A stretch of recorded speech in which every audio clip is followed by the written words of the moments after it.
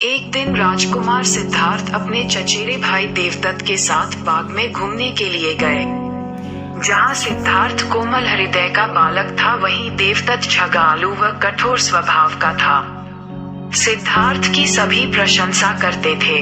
देवदत्त की प्रशंसा कोई नहीं करता था, इसलिए देवदत्त मन ही मन सिद्धार्थ से जलता था। जहाँ वे दोनों घूम रहे थे, उनसे थोड़ी ही दूरी पर एक हंस उड़ रहा था। उस हंस को देखकर सिद्धार्थ बहुत प्रसन्न हो रहा था। तभी देवदत्त ने कमान पर तीर चलाया और हंस की ओर छोड़ दिया। तीर सीधा जाकर हंस को लगा। वह घायल हो गया और छटपटाकर नीचे गिर पड़ा। सिद्धार्थ ने दौड़कर उस घायल हंस को उठाया।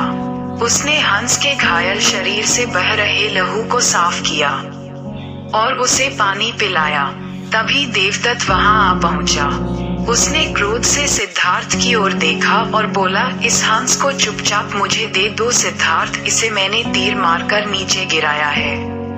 नहीं, सिद्धार्थ ने हंस की पीठ सहलाते हुए उत्तर दिया, मैं इस हंस को तुम्हें नहीं दे सकता। तुम निर्दयी हो, तुमने इस निर्दोष हंस पर तीर चलाया है। यदि मैं इसे न बचाता तो इस बेचारे की जान चली जाती। देखो सिद्धार्थ, देवदत्त उसे घूरकर बोला, ये हंस मेरा है, इसे मैंने तीर मारकर नीचे गिराया है।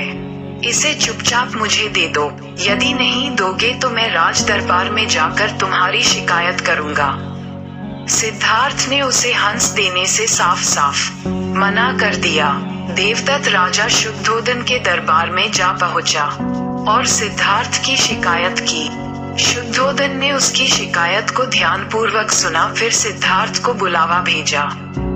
कुछ ही देर में सिद्धार्थ हंस को लेकर राज दरबार में उपस्थित हो गया।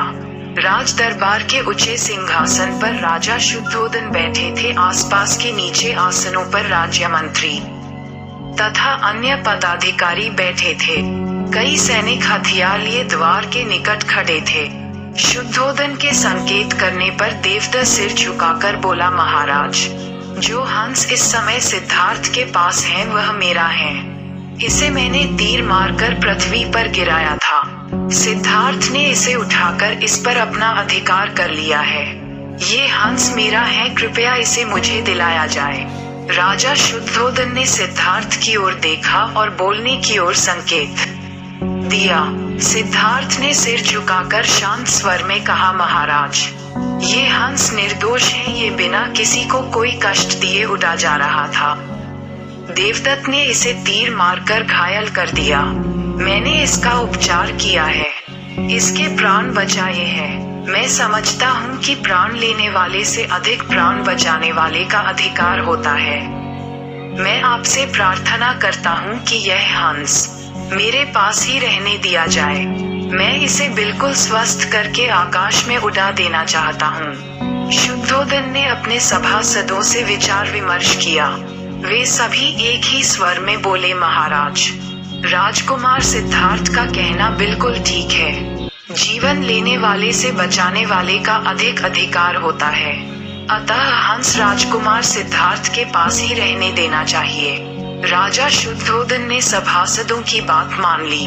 उन्होंने सिद्धार्थ से कहा, इस हंस पर तुम्हारा अधिकार है, तुम इसे ले जा सकते हो।